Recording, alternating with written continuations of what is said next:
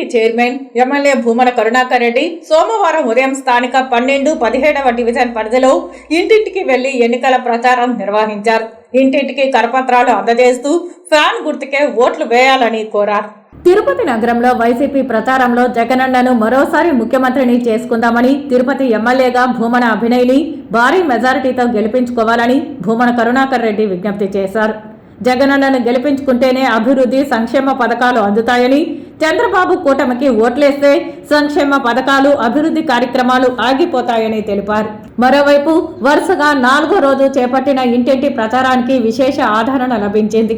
స్థానిక ప్రజలు తమ ఓట్లు ఫ్యాన్ గుర్తుకే వేస్తామంటూ పూలు జల్లుతూ దుస్సాలవతో సత్కరిస్తూ స్వాగతించారు.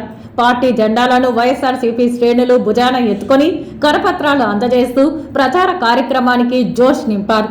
ఈ కార్యక్రమంలో తిరుపతి నగర మేయర్ డాక్టర్ శిరీష, వైసీపీ నాయకులు, కార్యకర్తలు, అభిమానులు పెద్ద ఎత్తున పాల్గొన్నారు.